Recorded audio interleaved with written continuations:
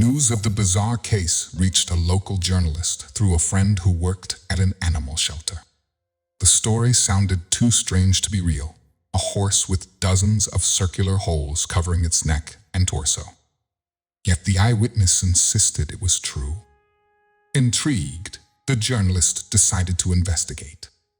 It was early autumn, and leaves had only begun to show hints of gold and crimson.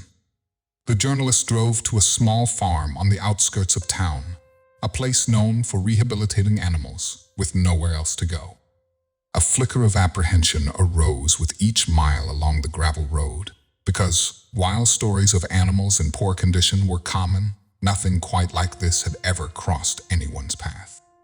Upon arriving at the farm, everything looked serene on the surface. The late afternoon sunlight cast elongated shadows, and the air smelled of fresh hay.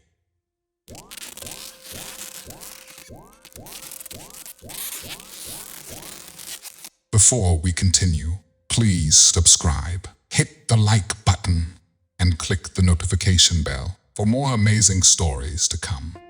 Barn cats wandered between bales of straw, observing visitors with cautious curiosity before darting out of sight. Following the crunch of gravel underfoot, the journalist spotted a tall wooden stable with fading paint where a middle-aged man named Gary stood at the entrance. Gary greeted the visitor with a wave, then led the way down a row of horse stalls. At the very last enclosure stood a striking brown horse with soft, inquisitive eyes. At first, Maple, her name, as Gary explained, seemed perfectly healthy and well cared for. However, once the journalist approached, the strange lesions came into view.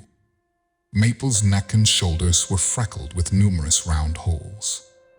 Some were barely dime-sized, others large enough to fit 2 fingers through each, revealing an unsettling red and fleshy interior.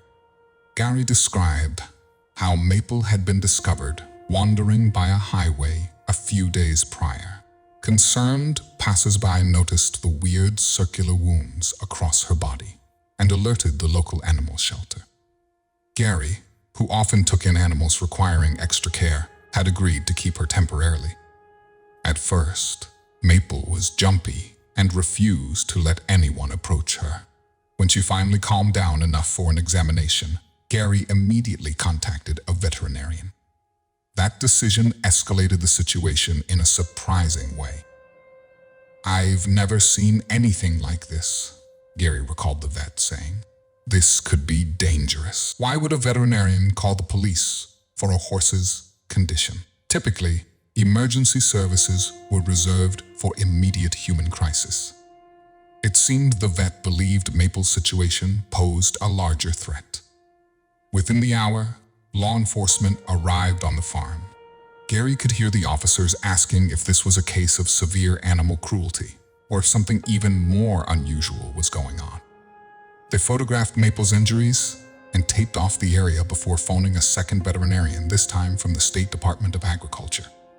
The entire farm quickly turned into a small hub of investigation and hushed conversation.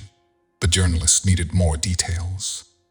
From Gary's account, Maple didn't appear contagious, but the sight of her round, raw wounds left people uneasy. It was difficult to imagine what might have inflicted such uniform, clean lesions. The police and veterinarians alike seemed perplexed. Maple herself stood calmly as though accustomed to the sudden attention, or possibly too wary to resist. With so little initial information, the journalist turned to local ranchers and neighbors for potential clues. One elderly neighbor, Miss Davenport, speculated it might be an exotic fungal infection, even though she had never encountered a case like it. Another neighbor insisted Maple had been subject to a strange experimental procedure.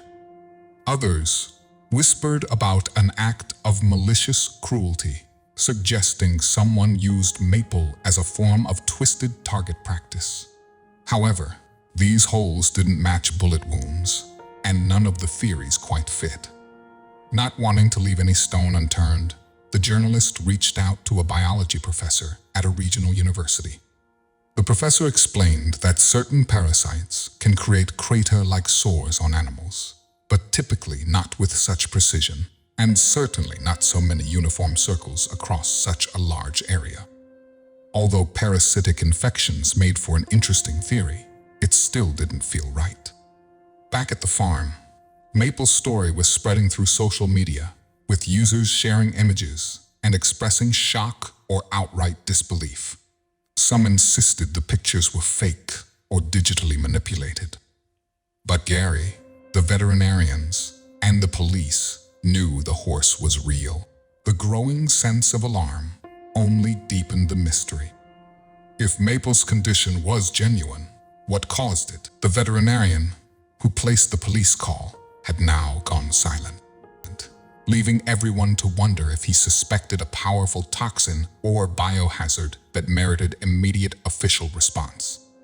Hoping to uncover fresh information, the journalist contacted the two police officers who had arrived at the farm.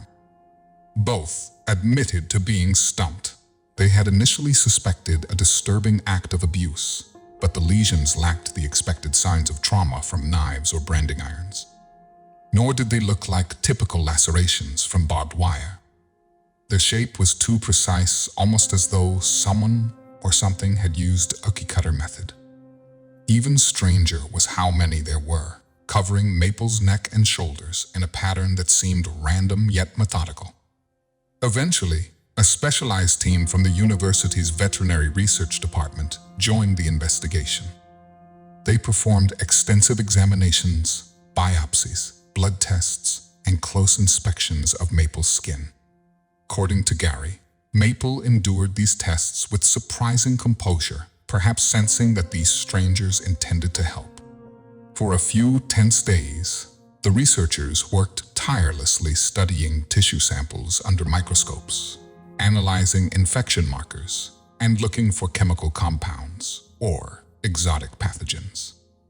Early one morning, Gary phoned the journalist with the first significant breakthrough. The preliminary lab results indicated exposure to a peculiar man-made chemical compound. This substance caused rapid necrosis in discrete spots on Maple's skin.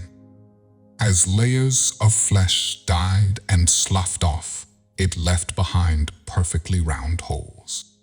The uniform shape might be tied to how the chemical was applied, perhaps in circular patches, or how it spread along her skin. The discovery was both relieving and horrifying. It explained why the veterinarian had panicked enough to call the police. An unidentified chemical could represent a danger to other animals or even people if it were airborne or easily spread. With the new information, law enforcement began asking tougher questions. Was Maple a victim of testing by an unlicensed research group? Had she wandered into a contaminated area? Was there a hidden facility illegally disposing of toxic substances? Though the questions multiplied, having a direction for the investigation was at least a step forward. In the meantime, Maple remained at the farm surrounded by caretakers who diligently treated her wounds with specialized ointments and bandages. The thorough medical attention provided a slim hope for recovery. The journalist visited Maple one last time before wrapping up the story. The horse was quieter than before, perhaps from the multiple examinations and treatments. Bandages covered the holes, and though the lesions appeared raw, the bleeding had mostly stopped. Caretakers reassured the journalist that Maple was receiving constant attention, including pain management and procedures designed to stimulate tissue growth. Specialists plan to observe her in the coming weeks and months, optimizing her treatment to ensure the best chance at long-term health. As the journalist prepared to leave the farm, thoughts lingered on the strangeness of Maple's ordeal. Was this an act of cruelty or a grave accident? If a compound existed that could burn into an animal's skin in such neat circles, what else might it do? Could it jeopardize the surrounding environment? The local police intended to collaborate with state and possibly federal agencies to uncover the truth. The supply or disposal of such a substance, if unregulated, posed a serious risk. The entire case left the journalist pondering how fragile the illusion of safety can be. Rural settings often carry an expectation of calm and simplicity, yet hidden threats can surface anywhere. Maple's calm demeanor contrasted starkly with her disturbing wounds, a reminder that even in a peaceful field, harm can lie unseen. Whether Maple had accidentally been exposed to chemicals or intentionally targeted, she now stood at the center of a cautionary tale. Although many questions remained unresolved, Maple's condition was at least no longer a puzzle without leads. The hope was that the ongoing investigation would identify the chemical and determine if foul play was involved. Everyone involved, Gary, the researchers, law enforcement, and the journalist, sought closure for the horse who had endured so much. They also wished to prevent any reoccurrence that might harm other animals or people. Even without complete answers, Maple's story will endure as a warning of the unforeseen hazards that lurk in unlikely places. For now, Maple stands in a stall at Gary's farm, receiving care and kindness in place of the fear and pain she must have experienced before. Her wounds tell a shocking tale, one that has galvanized her new caretakers into a steadfast effort to ensure her well-being and to protect others from a similar fate. Binding bonds through beautiful tales. Thank you for watching.